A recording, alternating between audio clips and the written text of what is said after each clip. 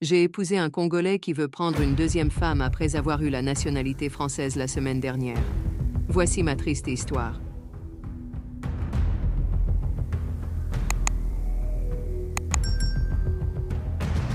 J'ai épousé un homme congolais que j'aimais de tout mon cœur. Il s'appelle Bonaventure Kasongo, et nous avons construit une famille ensemble. Deux magnifiques enfants sont nés de notre union. Pendant des années, tout semblait parfait. J'étais heureuse, comblée et totalement amoureuse de mon mari. Mais le 6 décembre 2024, tout a basculé. Ce jour-là, Bonaventure a obtenu la nationalité française, un moment qui aurait dû être une célébration pour notre famille. Pourtant, ce fut l'annonce de la fin de mon bonheur. Le soir même, il m'a regardé droit dans les yeux et m'a dit une phrase qui résonne encore dans ma tête. « Je veux prendre une deuxième femme au pays. » Le choc. Je n'arrivais pas à croire ce que j'entendais. Il a continué en expliquant que dans sa culture, l'homme doit avoir une épouse de son village pour respecter les traditions et éviter d'être renié par sa famille. « Je suis l'aîné de ma famille. Je dois montrer le bon exemple à mes petits frères restés au pays, » a-t-il ajouté, comme si cela justifiait tout. Et puis, il a prononcé cette phrase que je n'oublierai jamais. « Ne t'inquiète pas, tu seras toujours la première dame. » J'étais abasourdie. Comment pouvait-il penser que ces mots allaient m'apaiser? Comment pouvait-il envisager que je partage mon mari avec une autre femme? Il a essayé de se défendre en disant qu'il ne m'avait pas épousée pour les papiers. « Si c'était le cas, je n'aurais jamais accepté d'avoir des enfants avec toi, » m'a-t-il dit. La nationalité française n'a aucune valeur à mes yeux. Mais ces paroles étaient loin de me rassurer. Je suis dévastée. J'aime toujours cet homme. Je l'aime pour ce qu'il était, pour ce que nous avons été ensemble. Mais aujourd'hui, je suis perdue. Le visage de mes enfants me hante à chaque fois que je pense à tout quitter. Ils ont besoin de leur père autant que de leur mère, mais qu'en est-il de moi?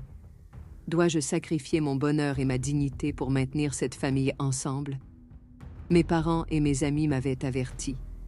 Ils m'avaient dit que ce mariage serait une erreur, mais j'étais tétanisée par leur manque de foi en notre amour. Aujourd'hui, je ressens le poids de leurs paroles. « Tu vas souffrir », m'avait-il dit. Et aujourd'hui, c'est exactement ce qui se passe. J'ai tant de questions sans réponse. Est-ce que je peux réellement accepter de partager mon mari? Est-ce que c'est ça, le prix à payer pour rester une famille? Mes enfants seraient-ils mieux avec une mère malheureuse mais présente? Ou avec une mère libre mais à distance de leur père? Et puis il y a cette colère, cette révolte. Pourquoi ai-je l'impression que tout cela était prémédité? Pourquoi a-t-il attendu d'avoir la nationalité française pour me dire cela? Était-ce un plan dès le début? J'essaie de trouver des indices dans le passé, des signes que j'aurais pu manquer.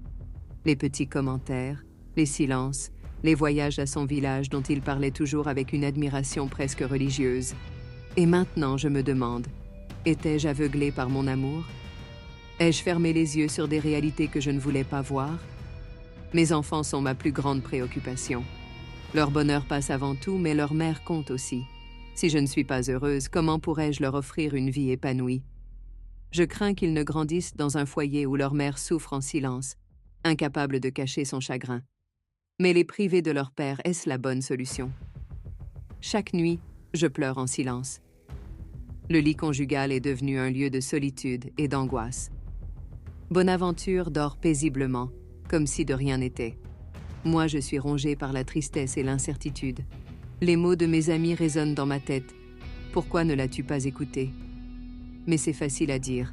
L'amour vous pousse à croire, à espérer, à pardonner.